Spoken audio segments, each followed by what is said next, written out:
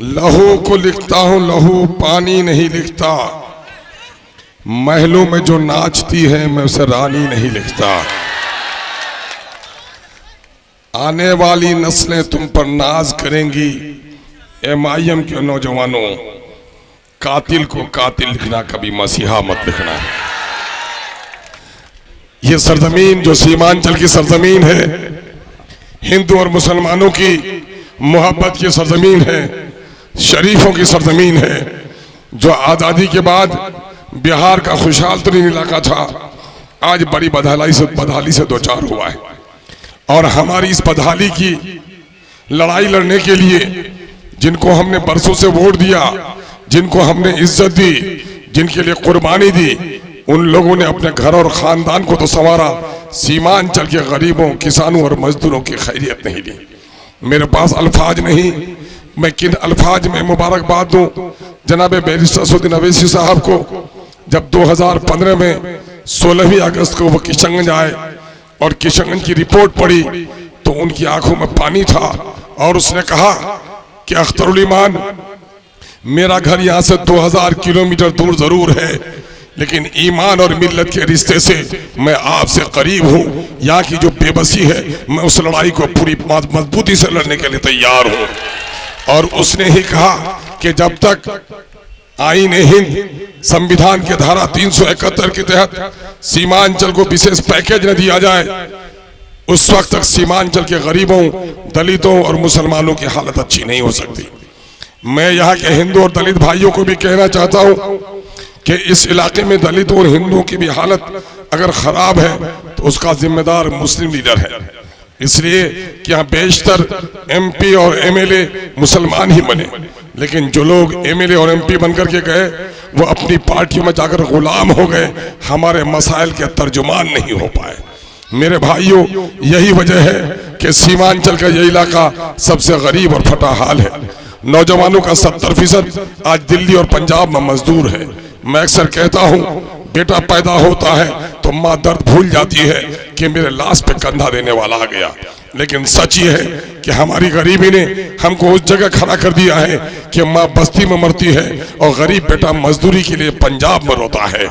आज 10 और 12 साल की उम्र के बच्चे, जो हमारे बैरिस्टर साहब कहते हैं, जिनकी उम्र माँ के गोद में रात को सोने की है, गरीबी की वजह से दिल्ली के होटलों में पोछा मारता है। माँ जिसे सहला कर जगाती है, लेकिन वो बेचारा गरीब बच्चा रात के 12 बजे बर्तन धोकर सोता है। सुबह माँ जिन्हें सहला कर जगाती थी, होटल वाला उसे थप्पड़ मार कर जगाता है। क्या लोगों, ये सच्चाई नहीं है?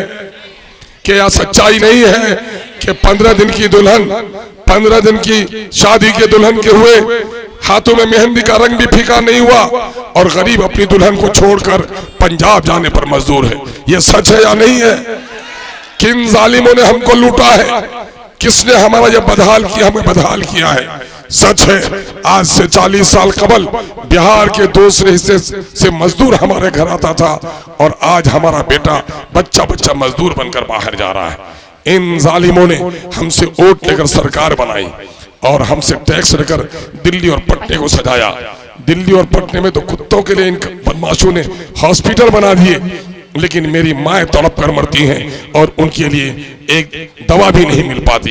ये सच्चाई है या नहीं है? दिल्ली जाते हो, बम्बई जाते हो, जमीन पर सड़क बनी हुई है, जमीन के नीचे भी जमीन 2 सड़क बनी हुई है, आसमानों को छूते हुए फ्लाई ओवर्स बने हुए हैं, मेट्रो की लाइन बिछी हुई है। लेकिन बोलो, आज बस्ता की और भंकरद्वारी की कोई माँ बीमार पड़ती है और डॉक्टर कहता है कि आधा घंटा में अगर हार्ट ऑक्सीजन इसको नहीं लगा तो ये बच नहीं पाएगी। नतीजा होता है कि जो किशनगंज की दूरी 15 किलोमीटर की है, उन्हें 80 किलोमीटर की दूरी तय करनी पड़ती है और रास्ते में न जाने कितनी बेटियां, हामला बेटियां हैं, बच्चे के साथ मौत हो जाती है उनकी। न जाने कितने हजार बच्चे अब तक माँ के पेट में हॉस्पिटल के बिना मर गए होंगे। इन फरिश्तों की शहादत क्या आपको परेशान नहीं करती? इन जालिमों ने हमारा क्या हाल रखा है। वक्त आ गया है ये लड़ाई लड़ी जाए और इसी लड़ाई को लड़ने के लिए अख्तरुल ईमान बड़ी मजबूती के साथ जनाब बैरिस्टर असदुद्दीन अवैसी साहब का बाजू पकड़कर अपने नैया को पार करने की कोशिश कर रहा है। आपको मालूम है मैंने अक्सर कहा है कि वोट वोट नहीं है, वोट जमहूरियत का सबसे बड़ा हथियार है। वोट वोट नहीं है, वोट अमानत है। ये अमानत में बड़ी ताकत है। वोट वोट नहीं है, वोट तलवार है। सिपाही को दोगे तो पहरेदारी करेगा, और किसी जालिम के हाथ दोगे तो इसी तलवार से तुम्हें कत्ल करेगा, तुम्हारी गर्दनें काटेगा। ये सच भी है कि हमने हर बार अपनी ये तलवार कांग्रेस को दी, बार बार ये तलवार कांग्रेस को दी, और हर बार उस कांग्रेस ने हमारी गर्दन काटी। याद रखो, बाबरी मस्जिद में अगर मूर्तियां न बैठाई गई होती तो आज हमारी मस्जिद शहीद नहीं होती। बाबरी मस्जिद में अगर मूर्तियां नहीं बैठाई गई होती तो राम मंदिर और मस्जिद का झगड़ा होकर हिंदू और मुसलमानों की मोहब्बत में दरार पैदा नहीं होती। ये सारी शरारत की जननी अगर कोई है, किसी ने बीजेपी को जना है, तो उसका नाम कांग्रेस पार्टी है। मेरे भाइयों, यही वो कांग्रेस है। बहुत सारे लोगों को इस बात से तकलीफ होती है कि खानदानी तौर पर मैं कांग्रेस हूं। मैंने अक्सर कहा है और कह देना जरूरी समझता हूं, मैंने तो 1904 तक के कबाले देखे हैं, उससे पहले के भी दस्तावेज देखे हैं। कहीं भी अमीरुल हसन का नाम, जमीरुल हसन के बाप दादा परदादा लक्कर दादा का नाम कहीं भी नेहरू और गांधी नहीं है। कहीं शराफत अली है, कहीं खौलत अली है, कहीं हमदर्द हुसैन है। और अगर कोई अपने आप को खानदानी कांग्रेसी कहता है तो मुझे माफ कीजिए, अपनी मरी हुई दादी के किरदार पर वो कहीं न कैसे उंगली उठा रहा है कि उसका दादा कोई और था और इसके बाप की पैदाइश किसी और से हुई थी। ये शर्म की बात है, ये शर्म की बात है। बाबरी मस्जिद तोड़वाई किसने? कांग्रेस ने तोड़वाई कि नहीं तोड़वाई? अगर कांग्रेस ने तोड़वाई तो क्या कोई अपने आप को खानदानी कांग्रेसी का अगर मस्जिद तोड़ने वाले के खानदान से रिश्ता रखता है कि नहीं रखता है? रखता है। तो उसको कहो कि अगर तुम खानदानी कांग्रेसी हो तो मस्जिद तोड़ने वाले का खानदान तुम्हारा खानदान है। ये बात बताओ। गुजरात में दंगा हुआ, हम कभी माफ नहीं कर सकते, लेकिन ये बात बताओ कि गुजरात से पहले मुरादाबाद के ईदगाह में हमारे सीने पर गोली किसके जमाने में चली? कांग्रेस के जमाने में। किसके जमाने में? कांग्रेस के जमाने में। ये बताओ, हाशिमपुरा मीरठ के लोगों को हन्ना नदी के किनारे उसके सीने पे गोली किसने? कांग्रेस के सिपाहियों ने चलाई कि नहीं चलाई? ये बात बताओ कि भागलपुर की रेशमी शहर में आग लगाई कांग्रेसियों ने और हमारे नौजवानों को जमीन में दफनाकर उसके सीने पर गोभी की खेती कांग्रेसियों ने की कि नहीं की? आवाज दो, खामोश क्यों रहते हो? ये खामोश मिजाजी तुम्हें जीने नहीं देगी। इस दौर में जीना है तो कोहराम मचा दो। ये बात बताओ कि हजारों नौजवानों को आतंकवाद के झूठे मुकदमे पर कांग्रेस ने जेलों में बंद किया कि नहीं किया? ये बात बताओ कि अलीगढ़ की जमीन के लिए लड़ाई सब मिलकर लड़े थे। जमीन का रजिस्ट्रेशन कब हो गया? 2011 के 30 दिसंबर को एग्रीमेंट हो गया। 2012 में किसकी हुकूमत थी? 2013 में किसकी हुकूमत थी दिल्ली में? 2014 के अप्रैल तक कौन था? कांग्रेस।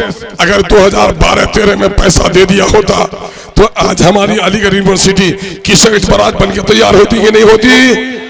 कांग्रेस ने नहीं दिया। ये बात बताओ, 2014 में आपने वोट दिया था और मुझे जब लगा कि बीजेपी जीत सकती है तो मैंने कुर्बानी दे दी थी। आपने वोट दिया, मैंने कुर्बानी दी। मौलाना असरार साहब को जिताया कि नहीं जिताया? तलाक के जरिए जो बिल की पेशी हुई वो हमारी शरीयत पर हमला था कि नहीं था? मौलाना असरार साहब को कांग्रेस ने बोलने दिया? नहीं दिया। तो आज कसम खाओ नौजवानों कि पार्लियामेंट में कांग्रेस के लीडरों, जब शरीयत पर हमारा हमला हो रहा था तो तुमने मेरे चुने हुए मेंबर पार्लियामेंट एक आलिम दीन को, जिनको शरीयत की जानकारी थी, तुमने उसको बोलने की इजाजत नहीं दी है। आज मेरे गांव में तुम आए हो, तुमको भी बोलने की इजाजत नहीं होगी। ऐसा कर रहे हो ना? ये मुबारकबाद देता हूं नौजवानों। कौवा का नाम जबान पर आए तो काला की सफेद काला। अब नरेंद्र मोदी का नाम जब लब पर आता है तो एक मुस्लिम दुश्मन चेहरा, इंसानियत का दुश्मन चेहरा, इस मुल्क के कानून को पामाल करने वाला और दस्तूर को पामाल करने वाला चेहरा। बल्कि जब हम नरेंद्र मोदी का नाम आता है तो गोधरा की याद आती है। गोधरा की याद आती है। क्या हुआ गोधरा में? माँ के सामने में बाप के सामने में बेटी की आबरू को तार तार किया गया, भाइयों के सामने में उसकी बहन के जिस्म के कपड़े उतारे गए, बच्चों के सामने में उसकी माँ की इज्जत लूटी गई, और दूध पीते बच्चों को उसकी माँ के गोद से छीन छीन कर आग में डाला गया। ये दर्दनाक मंजर याद है कि नहीं है? क्या ऐसे लोगों का कोई साथ दोगे? एक बात तो बताओ, मुसलमानों के खिलाफ सीए का काला कानून मुसलमानों के खिलाफ बना कि नहीं बना? तलाक का कानून मुसलमानों के खिलाफ बना कि नहीं बना? 370 के दफा को खत्म किया गया, मुसलमान कश्मीर की हकमारी हुई कि नहीं हुई? ये तीनों मुस्लिम दुश्मन कानून में नरेंद्र मोदी का साथ नीतीश ने दिया कि नहीं दिया? इस नटिया से पूछो कि तेरे आका ने मुसलमानों की दुश्मनी की इंतहा कर दी है, और तू गुजरात के गोधरा में जिन लोगों ने दंगा किया उनके सरपरस्तों की हिमायत करने के लिए आया है। तुम्हें दौलत की जरूरत हो सकती है, तुम्हें शोहरत की जरूरत हो सकती है, तुम्हारी भूख नहीं मिटती, तुम अपने घर और खानदान को गोधरा वालों के हवाले कर सकते हो, तुम्हारे घर की बेटियां बिल्किस बन सकती है, लेकिन किशनगंज में हिंदू और मुसलमानों का अमन का गहवारा है। हम अपनी बस्ती को कभी गोधरा बनने नहीं देंगे, कभी गोधरा बनने नहीं देंगे। इसलिए ऐसे लोगों को पहचानो, ये कौन लोग हैं। देखो, एक बात हम लोगों को आलिमों ने सिखाई, क्या सिखाई? न करबल में, न मक्तल में, न शाह के आगे मोमिन झुकता है फकत अल्लाह के आगे। मेरे भाइयों, आप ये बताओ, आपने जिनको एमएलए एमपी बनाया, कभी खारूदा घाट पार हुआ पैदल? कभी बालूमर गया था? आज कौन सा दर्द है बैरिस्टर असदुद्दीन अवैसी को? क्या उसका भाई यहां से एमएलए लड़ेगा? अरे बैरिस्टर साहब का भाई एमएलए लड़ेगा, उनका बेटा लड़ेगा, उनको मुख्यमंत्री बनना है? नहीं। तो ये दर्द तुम्हारे ईमान के रिश्ते का दर्द है कि मेरी बेटियां दर्द ज़ह में मर जाती हैं, हॉस्पिटल नहीं पहुंच पाती, मेरा इलाका गरीब है, वो चिलचिलाती धूप में आता है और पैदल चलकर खारूदो घाट पार होता है, और इनके कदम मुबारक जब पड़ते हैं तो पुल का सैंक्शन का काम होता है। ये देख रहे हो कि नहीं देख रहे हो? ये पुल के काम का 2018 में अख्तरुल ईमान ने सीमांचल पुल निर्माण संघर्ष समिति बनाई, और वहीं धरना दिया था कि नहीं दिया था? बाद को हमारे दोस्तों ने भी एक पुल निर्माण संघर्ष समिति बनाई, उनकी कोशिशों का भी हम इनकार नहीं कर सकते, लेकिन ये बताने के लिए आए हैं, मांग रहे थे 70 साल से, तुमको हक न मिला, जब लड़ने के लिए तैयार हो गए तो तुम्हारा पुल बनने का काम शुरू हो रहा है। इसका मतलब क्या होता है? मांगने से भीख मिलती है और लड़ने से हक मिलता है। मांगोगे कि लड़ोगे? तो लड़ने वाला कौन है? अवैसी। तो अवैसी का साथ दोगे कि भिखमंगों का साथ दोगे? अवैसी का साथ दोगे। सुनो, अख्तरुल ईमान आज आपका भाई है, सीमांचल का बेटा है, आज अमोर से जाके लड़ा, और क्या हुआ? मेरे दिल में दर्द है गरीबों की। मैंने कहा है, बहुत सारा अमीर होता है, गरीब के बेटे के बदन पर अच्छा कपड़ा देखता है तो वो नोचनी होने लगती है। मैंने गरीबों को जगाया है, मैंने मजदूरों की इज्जत की बात की है, मैंने समाज में मजहबी मुनाफरत के खिलाफ बात की है। यही वो दर्द था कि बिहार असेंबली में पहुंचा तो मैंने कहा, जो दिल्ली कमाने जाता है, जो बम्बई कमाने जाता है, वो अपने बाल बच्चे के सिर्फ नहीं जाता, मुख्यमंत्री जी बिहार में भी टैक्स देता है। जब वो मरता है विदेश में, उसकी लाश उसकी गरीब बीवी ला पाएगी या मातम करेगी? नतीजा हुआ, अख्तरुल ईमान ने गरीबों के एक्सीडेंटल लाश जो विदेश में मर जाए उसको फ्री में घर लाने तक का कानून बनवा देता है। अख्तरुल ईमान जाता है और कहता है कि अमोर बैसा के लोगों ने हमें इज्जत दी, उनको सलाम करते हैं कि आज मेरे पैसे से आज पटने को तैयार कर रहे हो, नालंदा को दुल्हन की तरह तैयार कर रहे हो, हमारा सीमांचल डूब रहा है, इंसाफ करो। घर कटे हुए लोगों को पैसा दिलवाने का कानून बनवाया, और क्या करवाया? जो कानून बस्ते में था ठंडे से निकलवाया, और आज वहां 2 अरब रुपए से 207 करोड़ रुपए से 1 किलोमीटर से लंबा पुल वहां सैंक्शन करवा कर अभी उसका काम शुरू करवाया। लड़ने से क्या मिलता है? हक, और मांगने से भीख। लड़ना चाहते हो, लड़ना चाहते हो तो तय कर लो, इस वक्त एक ही जमात है। देखो क्या हो रहा है, 13 करोड़ का बिहार, 20,49,000 सरकारी नौकरी, मुसलमानों का हिस्सा 3,68,000, मुसलमानों को मिली नौकरी सिर्फ 1,73,000। 1,95,000 नौकरी इन बेईमानों ने 30 सालों के दरमियान में, ये 30 साल में राजद की हुकूमत रही कि नहीं रही? बोलो, कांग्रेस की रही कि नहीं रही? जदयू की रही कि नहीं? भाजपा की रही कि नहीं? सब ने हमारे साथ नाइंसाफी किया है, सब ने हम पर जुल्म किया है। आज शेरशाहबादी भाई की आबादी 13 लाख नौकरी में हिस्सेदारी उनकी 21,000, उनको नौकरी मिली सिर्फ 5,500। उनके साथ नाइंसाफी हुई कि नहीं हुई? इस सारी नाइंसाफी की लड़ाई में लड़ रहा हूं और बड़े मजबूती से लड़ रहा हूं। सजदा खालिक को भी और इब्लीस से याराना भी, बता कल हश्र के मैदान में अजर किससे मांगेगा? मेरे भाई, ये दो अगले किस्म के कैरेक्टर के लोग हैं। ऐसे लोगों को सबक पढ़ाओगे कि नहीं पढ़ाओगे? जिन लोगों ने धोखा दिया बदला लोगे कि नहीं लोगे? तो पार्टी ने एक नारा दिया है, जोश है जवानों में, गुस्सा है नाइंसाफी के खिलाफ, आवाज ऐसी लगाओ मेरे साथ कि नीतीश कुमार के बेईमानी के कान का हड़िया फट जाए और मोदी के जुल्म और ज्यादती करने वाले दिमाग के बगल में जो कान है उसका भी पर्दा फट जाए। आवाज लगाओगे?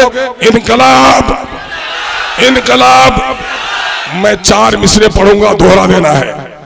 दोहराओगे? आवाज होनी चाहिए। जिसका बाजू टूटा हुआ है या कमजोर है, दर्द है, वो नहीं उठाएगा, और जिसके बाजू में ताकत है उठाएगा गुस्से के साथ। बोल रहा हूं, सबने दिया है हमको चोट, सबने दिया है हमको चोट, सबके दिल में है खोट, अब न देंगे इन बेईमानों को वोट, अब न देंगे इन बेईमानों को वोट, अब न देंगे इन दल्लालों को वोट, अब अपनी पार्टी अपना वोट, अब अपनी पार्टी अपना वोट। इनकलाब, इनकलाब। बैरिस्टर सौद्दीन ओवैसी, बैरिस्टर सौद्दीन ओवैसी, पतंग का निशान, पतंग का निशान